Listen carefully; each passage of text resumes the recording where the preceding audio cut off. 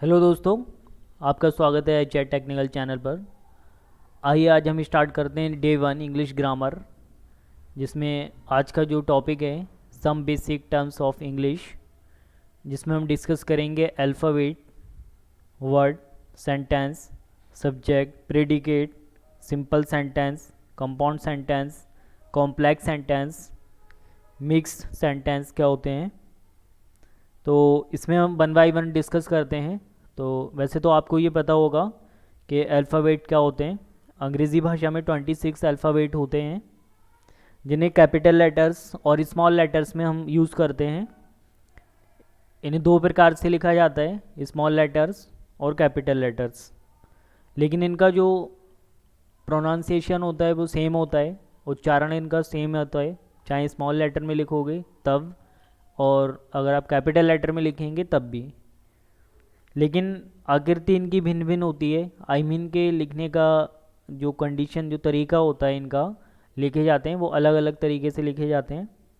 Capital letters का प्रयोग कब किया जाएगा ये जानना शुद्ध अंग्रेज़ी सीखने के लिए, इसकी संपूर्ण जानकारी आगे हम डिस्कस करेंगे। वर्ड, शब्द, शब्द क्या होते हैं? वो जैसे कि आपको पता है, अल्फ़ाबेट्स को आपस में मिलाकर लिखने से उनका कोई अर्थ निकलता है। हमारा जो पहला टॉपिक था इसमें, देन अल्फ़ाबेट्स। दूसरा टॉपिक है हमारा वर्ड। वर्ड की डेफिनेशन होती है अल्फ़ाबेट्स को आपस में मिलाकर लिखने से उनका कोई अर्थ निकलता है तो उसे वर्ड कहा जाता है। एक वर्ड बनाने के लिए कम से कम एक स्वर, वॉवेल्स एवं एक व्यंजन का होना आवश्यक है। वॉवेल्स ना होने पर स्वर की ध्वनि वाला व्यंजन होना आवश्यक है, लेकिन एक ही अल्फ़ाबेट वाले शब्द जैसे ए, आई, ओ इत्यादि इसके अपवाद हैं। ओके, ये मिसलेनियस है। देन हमारा इसमें थर्ड टॉपिक है सेंटेंस। सेंटेंस क्या होता है ये वैसे तो आपको पता है, लेकिन ये बेसिक ग्रामर हम स्टार्ट कर रहे हैं। तो यहाँ पे सेंटेंस होता है दो या अधिक वर्ड्स को पास पास लिखने से बनने वाले शब्द का समूह कोई अर्थ निकालता है, तो इस शब्द को समूह को हम सेंटेंस कहते हैं। सेंटेंस हमारे जो होते हैं दोस्तों, वो दो भागों में डिवाइड होते हैं। एक सब्जेक्ट होता है, एक होता है उसका प्रेडिकेट। कार्य को करने वाला सब्जेक्ट कहलाता है, और सब्जेक्ट और उसे जो सब्जेक्ट जो कार्य करता है वो प्रेडिकेट कहलाता है। सेंटेंसेस मुख्यतः चार प्रकार के होते हैं। बेसिकली सेंटेंस जो होते हैं वो चार प्रकार के होते हैं। सिंपल सेंटेंस, सेंटेंस के जो प्रकार होते हैं सिंपल सेंटेंस होते हैं। ओके, कंपाउंड सेंटेंस होते हैं,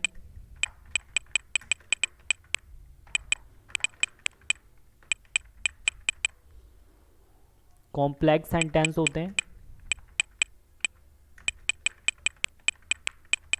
और होते हैं आपके मिक्स्ड सेंटेंस होते हैं। ये हमारे चार प्रकार के सेंटेंस होते हैं। अब हम आते हैं थर्ड, हमारा जो टॉपिक है वो है क्लॉज। शब्दों का ऐसा समूह जो एक सेंटेंस का ही एक भाग है, जिसमें एक फिनिट वर्ब और एक सब्जेक्ट होता है, क्लॉज कहलाता है। Clause is such A group of words that forms part of a sentence and contents a subject and A finite verb. Okay, clause जो होते हैं हमारे वो तीन प्रकार के होते हैं। क्लॉज हमारे तीन प्रकार के होते हैं। प्रिंसिपल क्लॉज,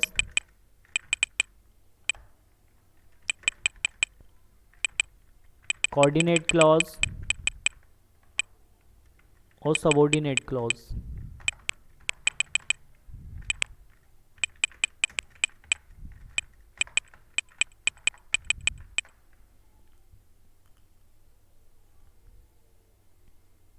अब इसमें हम क्लॉज जो होते हैं वो चार प्रकार के होते हैं। प्रिंसिपल क्लॉज, सॉरी, सेंटेंस चार प्रकार के होते हैं आपके। Simple sentence, compound sentence, complex sentence और मिक्स्ड सेंटेंस। क्लॉज आपके तीन प्रकार के होते हैं, principal clause, coordinate clause, subordinate clause.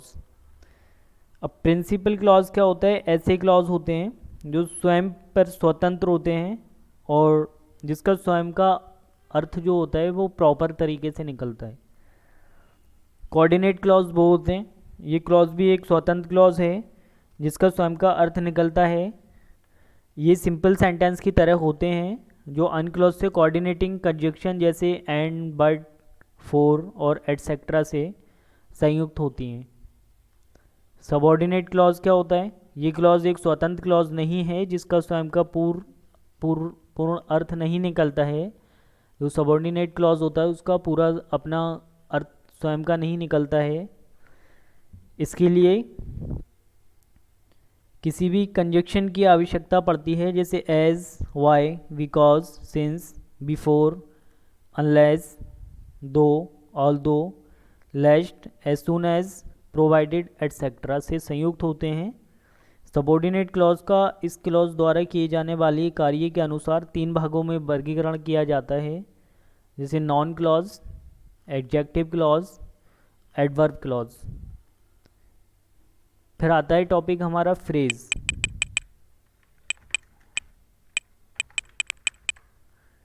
Phrase जो होता है शब्दों का एक ऐसा समूह जिसका कुछ अर्थ तो निकलता है लेकिन पूर्ण अर्थ नहीं निकलता है, फ्रेज कहलाता है। A group of words which make sense but not complete sense is called a phrase. जैसे red tapism, ins and odds, hand in gloves etcetera. फिर आता है हमारा topic part of speech.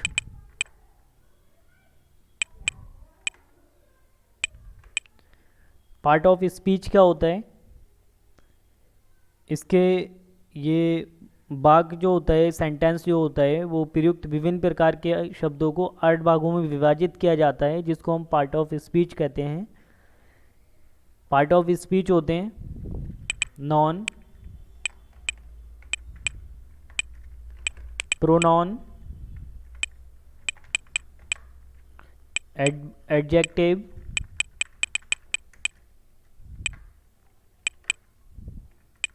Adverb, preposition, ये हमारे part of speech होते हैं। Verb, conjunction और इंटरजेक्शन। ओके, ये हमारे होते हैं पार्ट ऑफ स्पीच। एक बार दोबारा पढ़ लेते हैं पार्ट ऑफ स्पीच कौन कौन से होते हैं। Non, pronoun, adjective, adverb, preposition, verb, conjunction और इंटरजेक्शन। तो ये हमारे पार्ट ऑफ स्पीच होते हैं। फिर हमारा जो टॉपिक है अफर्मेटिव सेंटेंस। अफर्मेटिव सेंटेंस क्या होते हैं? ऐसे वाक्य जो नेगेटिव नहीं हैं अफर्मेटिव सेंटेंस कहलाते हैं। फिर होते हैं असर्टिव सेंटेंस होते हैं, ऐसे वाक्य जिसमें कुछ कथन किया गया हो असर्टिव सेंटेंसेस कहलाते हैं। जैसे I was not present there, I have taken a decision. Imperative sentences होते हैं। इम्परेटिव सेंटेंस ऐसे वाक्य जिसमें आदेश, ऑर्डर, निर्देश, डायरेक्शन, कमांड, प्रार्थना, रिक्वेस्ट, सुझाव, सजेस्टेड, सजेशन और सलाह, एडवाइस का भाव होता है, वो इम्परेटिव सेंटेंस होते हैं। जैसे shut the door, consult a good physician, ये हमारे इम्परेटिव सेंटेंस हैं। फिर सेंटेंस होते हैं ऑप्टेटिव सेंटेंस, ऐसे वाक्य जिनमें गुड विशेस, प्रार्थना, अभिवादन या इच्छा व्यक्त की जाती है, ऑप्टेटिव सेंटेंसेस कहलाते हैं। यहाँ पे हम ये 1 बाय 1 सारे सेंटेंसेस को डिस्कस करेंगे। अब जब जैसे हमारा होता है optative sentences, optative sentences, sentence, okay. तो इसका जैसे ये ऑप्टेटिव सेंटेंस जो होते हैं इसमें गुड विशेस, प्रार्थना, अभिवादन, किसी को आपने विश किया तो वो ऑप्टेटिव सेंटेंस में आता है। आपने अपनी इच्छा व्यक्त की कोई, तब वो ऑप्टेटिव सेंटेंस में आता है। जैसे गॉड ब्लेस यू, एग्जाम्पल के लिए गॉड ब्लेस यू, आपने ये आशीर्वाद दिया, विश किया आपने, गुड विशेष, तो ये आपका आएगा ऑप्टेटिव सेंटेंस में। ऐसी दूसरा में एग्जाम्पल, एक और एग्जाम्पल लेते हैं, जैसे लॉन्ग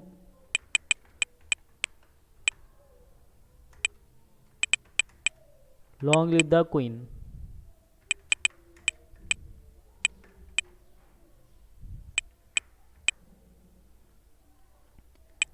अब हमारा नेक्स्ट टॉपिक है, एक सेंटेंस होते हैं एक्सक्लेमेटरी सेंटेंस होते हैं।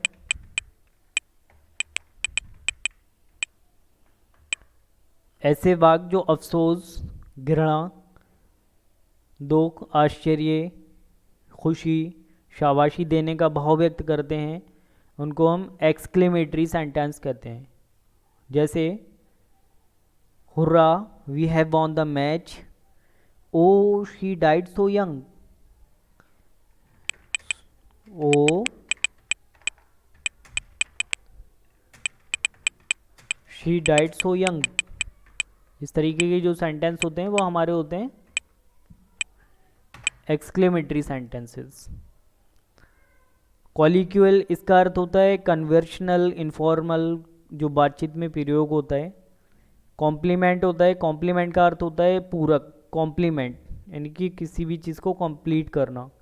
कॉम्प्लीमेंट वाक्य का वो भाग है जो वाक्य में सेंटेंस या ऑब्जेक्ट को स्पष्ट करता है, जो सब्जेक्ट की पूर्ति करता है या सब्जेक्ट को स्पष्ट करता है, उसको हम क्या बोलते हैं, सब्जेक्टिव कॉम्प्लीमेंट या फिर ऑब्जेक्टिव कॉम्प्लीमेंट। यह ऑब्जेक्ट को स्पष्ट करता है उसे ऑब्जेक्टिव कॉम्प्लीमेंट बोलेंगे, और जो सब्जेक्ट को स्पष्ट करेगा उसको हम सब्जेक्टिव कॉम्प्लीमेंट बोलेंगे। जैसे हमारे कुछ एग्जाम्पल हम ले लेते हैं सब्जेक्टिव कॉम्प्लीमेंट्स के लिए। Gopesh became a teacher, her father named Nisha is a girl. Gopesh become a teacher और निशा इज ए गर्ल। तो यहाँ पे जो टीचर है और गर्ल है वो सब्जेक्ट को स्पष्ट करता है, यानी कि गोपेश बिकेम ए टीचर। तो यहाँ पे ये स्पष्ट हो रहा है कि जो टीचर है वो कौन है, गोपेश है। निशा इज ए गर्ल, यहाँ पे हमें स्पष्ट हो रहा है जो गर्ल है वो कौन है, निशा है। अब यहाँ पे हम ऑब्जेक्टिव कॉम्प्लीमेंट लेते हैं, जैसे वी इलेक्टेड राम और मॉनिटर। तो यहाँ पे इसका जो ऑब्जेक्ट है मॉनिटर, वो ये कॉम्प्लीमेंट कर रहा है कि राम जो है हमारा मॉनिटर इलेक्ट हुआ है। वी इलेक्टेड, हमने इलेक्ट किया है राम को अपना मॉनिटर। वी इलेक्टेड राम और मॉनिटर। और हर फादर नेम्ड हर शीला। तो मॉनिटर और शीला ऑब्जेक्टिव कॉम्प्लीमेंट्स हैं। कॉग्जनेट ऑब्जेक्ट, जब वाक्य में वर्ग के मीनिंग की सिमिलरिटी और में ऑब्जेक्ट का प्रयोग होता है तो ऐसा ऑब्जेक्ट कॉग्जनेट ऑब्जेक्ट कहलाते हैं। जैसे ही 40 फियर्स फाइट, रहीम सेंगे sad song.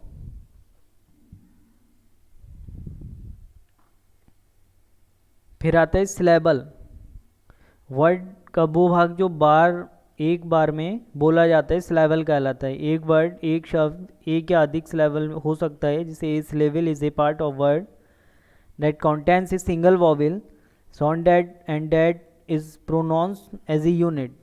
One syllable word जैसे run, sit, come, go, my, he, etcetera. Two syllable words होते हैं मंडे, MON, DAY। MON अलग होता है और DAY अलग होता है। ऐसी 14, 4 और tin, father, FATHER, Sunday, etcetera. Vowels, English भाषा जो इंग्लिश होती है, अंग्रेज़ी होती है, अंग्रेज़ी भाषा में AEIOU, ये आपको पहले भी पता होगा। AEIOU ये हमारे वॉवेल्स होते हैं, और इनके अलावा जो भी हमारे हैं वो हमारे कॉन्सोनेंट्स, व्यंजन होते हैं। 21 हमारे व्यंजन होते हैं, 5 हमारे स्वर होते हैं। ए ई आई ओ यू ये हमारे वॉवेल्स हैं, बाकी कॉन्सोनेंट्स हैं। प्रीफिक्स क्या होता है? तो प्रीफिक्स होते हैं वो वर्ड जिनको, जैसे हमें लिखना है इनकम, तो इन हमारा जो हुआ वो हुआ प्रीफिक्स। हमें लिखना है एनकरेज, तो एन हमारा जो होगा वो होगा प्रीफिक्स। हमें लिखना है डिसलाइक, तो डिस हमारा जो हुआ वो हुआ प्रीफिक्स। यानी कि किसी भी वर्ड को कंप्लीट करने के लिए अगर उससे पहले कुछ वर्ड, कुछ अल्फ़ाबेट अगर लिखे जाते हैं और उन अल्फ़ाबेट के द्वारा वो वर्ड कंप्लीट होता है, तो उन अल्फ़ाबेट्स को हम प्रीफिक्स बोलते हैं। मूल शब्द के साथ पहले जुड़े कुछ अक्षर जैसे I M, in, un, en, D I S, E M इत्यादि प्रीफिक्स कहलाते हैं। प्रीफिक्स द्वारा नए शब्द का निर्माण किया जाता है, जैसे इम्पॉसिबल, तो यहाँ पे प्रीफिक्स हमारा है आई एम। इम्प्योर, यहाँ पे प्रीफिक्स आई एम है। Incompetent, enrude, encourage, dislike, embark, empower, defame. Suffix, तो सफिक्स क्या होता है दोस्तों? सफिक्स होता है वो शब्द जो बाद में लगता है, जैसे एज, तो एज को हम लिखते हैं एज्ड, E D, I S T, I N G, E M, I S H, E N, S H I P, ship इत्यादि जो होते हैं सफिक्स होते हैं। सफिक्स द्वारा भी एक नया शब्द बनता है, जैसे लीकेज, तो यहाँ पे ए जी ई जो बना, लीक और एज, ये हमारा ए जी ई जो है सफिक्स है। ब्रेकेज, गिफ्टेड, तो गिफ्ट में ई डी लगाया हमने, तो यहाँ पे गिफ्टेड, ये हमारा ई डी जो हुआ वो हमारा सफिक्स है। टैलेंटेड, हमने यहाँ पे लिखा टैलेंटेड, तो यहाँ पे हमारा जो ई डी है वो सफिक्स है। सोशलिस्ट, फ्रेंडशिप, तो फ्रेंड और शिप, तो शिप हमारा सफिक्स है। हार्डशिप, इसमें भी शिप हमारा सफिक्स है। ओके, एटसेट्रा, ये कुछ एग्जाम्पल थे सफिक्स के। फिर होता है हमारा जो नेक्स्ट टॉपिक है प्री मोडिफायर। प्री मोडिफायर क्या होता है? वो शब्द जो नॉन से पहले आता है और उसके अर्थ में वृद्धि करता है, प्री मोडिफायर कहलाता है। जैसे they misbehaved with an invited friend, they sold the cursed house. फिर होता है slang. Slang consists of words, expressions and meaning that are informal and are used by the people who know each other very well and quote similar with one another, generally abusive language। पूरे परिचित व्यक्ति द्वारा अनौपचारिक विशेष शब्द जो होते हैं, expressions देते हैं, सामान्य रूप से गाली गलौज जैसे इत्यादि, उसको हम स्लैग बोलते हैं। टेंस क्या होता है? ये आपको पता है टेंस क्या होता है। Tense is that form of a verb which shows not only the time of an action but also the state of an action or event। sequence of sentence, वो नियम जो ये निर्धारित करते हैं कि किसी भाग में सबॉर्डिनेट क्लॉज कब आएगा, क्रिया कब आएगी, टेंस होता है। यदि प्रिंसिपल क्लॉज में वर्ब का टेंस प्रेजेंट, पास्ट या फ्यूचर है, तो सबॉर्डिनेट क्लॉज में कौन सा टेंस प्रयुक्त होना चाहिए जिससे वाक्य संरचना सही हो, इसका निर्धारण जिन सिद्धांतों नियमों के अंतर्गत किया जाता है उन्हें सीक्वेंस ऑफ सेंटेंस बोला जाता है। नाउन क्या होता है? तो नाउन की जो डेफिनेशन है, a noun is a word used as name of a person, place और थिंग। किसी व्यक्ति, वस्तु, स्थान, उसके गुण, कार्य या अवस्था के नाम को हम नाउन कहते हैं। एक बार दोबारा सुन लेते हैं। किसी व्यक्ति, वस्तु या स्थान या कार्य या गुण या उसकी अवस्था के नाम को हम नाउन कहते हैं। A noun is a word used as name of a person, place और थिंग। थिंग शब्द बहुत विस्तृत है, इसमें सभी चीज़ों का समावेश हो जाता है। नॉन जो होते हैं वो 5 प्रकार के होते हैं। यहाँ पे हम डिस्कस करेंगे नॉन। नॉन हमारे जो होते हैं 5 प्रकार के होते हैं, जिसमें होता है proper noun, common noun, collective noun और होता है material noun, abstract noun. Noun 5 प्रकार के होते हैं। Number 1 proper noun, number 2 common noun, number 3 collective noun, number 4 आपका मटेरियल नॉन और नंबर 5 एब्स्ट्रैक्ट नॉन। बात करेंगे हम प्रॉपर नॉन की। प्रॉपर नॉन क्या होता है? What is the proper noun? तो a proper noun refers the name of a person, place और थिंग। जैसे राम, किसी का नाम है राम, सलमान, महेश, ये क्या है? ये प्रॉपर नॉन है। अलवर, अलवर एक जगह का नाम है, प्रॉपर नॉन है। अलवर जो है प्रॉपर नॉन है। बरेली प्रॉपर नॉन है, दिल्ली प्रॉपर नॉन है, टेबिल प्रॉपर नॉन है, एटसेट्रा। सेकंड नंबर पे है हमारा कॉमन नॉन। कॉमन नॉन होता है, a common noun refers the name given to persons, things और places of the same kind और क्लास। कॉमन एक ऐसा वर्ड जो सभी लोगों के लिए यूज़ किया जाता है, मैन वुमेन के लिए यूज़ किया जाता है। उससे कोई नाम का अलग अलग डेफिनेशन नहीं होती उसकी, कि यहाँ पे गीता है तो हमने लिख दिया गर्ल्स, तो गीता हमारा हुआ प्रॉपर नॉन, गर्ल्स हमारा हुआ कॉमन नॉन। सीता के लिए भी हम गर्ल्स लिखेंगे और गीता के लिए भी गर्ल्स लिखेंगे। ऐसे ही यहाँ पे अगर सलमान को लिखा जाएगा उसके लिए हम बॉय लिखेंगे, मोहित लिखा जाएगा उसके लिए भी हम बॉय लिखेंगे। तो ये जो कॉमन नॉन होता है, जैसे किंग, किंग सबके लिए लिखा जाता है, चाहे किंग महेश हो, चाहे किंग सुरेश हो, ओके। ऐसी बॉय, बॉय सभी के लिए लिखा जाता है। गर्ल, सभी गर्ल के लिए गर्ल लिखा जाता है। ऐसा ज़रूरी नहीं है कि कैटरीना कैफ के लिए गर्ल नहीं लिखा जाएगा या सुष्मिता के लिए लिखा जाएगा। तो जो कॉमन वर्ड जैसे king, boy, girl, city etcetera जो वर्ड यूज़ होते हैं, ये हमारे कॉमन नाउन होते हैं। कलेक्टिव नाउन क्या होता है? कलेक्टिव नाउन होता है, collective noun is the name of a group of person और things taken together and spoken of as a whole, as unit. जिससे हमें पता चलता है कि ये पूरा ग्रुप है। जैसे टीम, कोई टीम है, कमेटी है, आर्मी है, पूरा ग्रुप जिससे हमें पता चलता है समूह, तो उनको हम कलेक्टिव नाउन कहते हैं। मटेरियल नाउन क्या होता है? ये material noun is the name of a metal और substance of which things are made of. जैसे सिल्वर है, आयरन है, गोल्ड है, वुड है, ये सब हमारे क्या होते हैं?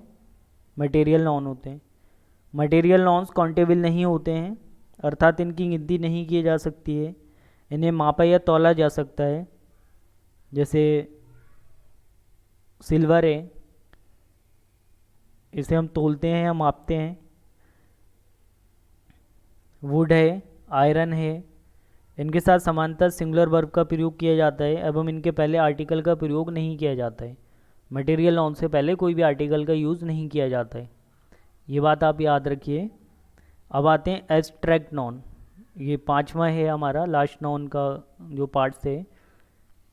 Abstract noun, abstract noun is general refers the name of quality, action और स्टेट। जैसे ऑनेस्टी, ये हमें एक क्वालिटी बताता है, he is a honest man, she is a honest girl, तो ये हमें उसकी क्वालिटी बता रहे हैं। ब्रेवरी क्वालिटी बता रहे हैं, हेट्रेड, लाफर क्वालिटी बता रहे हैं, पॉवर्टी क्वालिटी बता रहे हैं उसकी, पर्सन की यंग क्वालिटी बता रहे हैं। आर्ट एवं साइंस जैसे फिज़िक्स, केमिस्ट्री, म्यूज़िक, ग्रामर इत्यादि भी नॉन में शामिल किए जाते हैं। एब्स्ट्रैक्ट नाउन ऐसे गुण भाव क्रिया एवं अवस्था को व्यक्त करता है जिन्हें फिजिकली टच नहीं किया जा सकता है, देखा नहीं जा सकता है, केवल महसूस किया जा सकता है। जैसे ऑनेस्टी।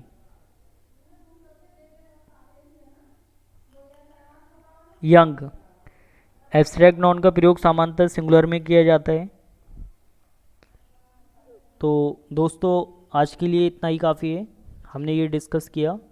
तो एक बार हमने जो जो टॉपिक डिस्कस किए थे आप इस वीडियो को पूरा देखिए और उसको समझिए। यहाँ से समझ नहीं आता है तो आप गूगल करके भी इन टॉपिक को कवर कर सकते हैं, वहाँ से भी आप समझ सकते हैं। उसके बाद में हम वन बाई वन, आज का ये हमारा डे 1 है, उसके बाद में हम पूरी ग्रामर सीखेंगे वन बाई वन। सेंटेंस कैसे बनाए जाते हैं, सेंटेंस के कितने प्रकार होते हैं, ओके। नॉमिनेटिव ऑफ एड्रेस क्या होता है, ऑब्जेक्टिव केस क्या होता है, पसेसिव केस क्या होता है, और आपका नॉमिनेटिव केस क्या होता है, डिटर्मिनर्स क्या होते हैं, सिंथेसिस क्या होता है, एनालिसिस, कंजक्शन, इंटरजेक्शन, और हमारी जो पार्ट ऑफ स्पीच हैं, वर्ब, एडवर्ब, प्रीपोजिशन, इनके बारे में, सबके बारे में हम डिस्कस करेंगे वन बाई वन। वीडियो देखने के लिए आपका बहुत बहुत धन्यवाद। Have a nice day.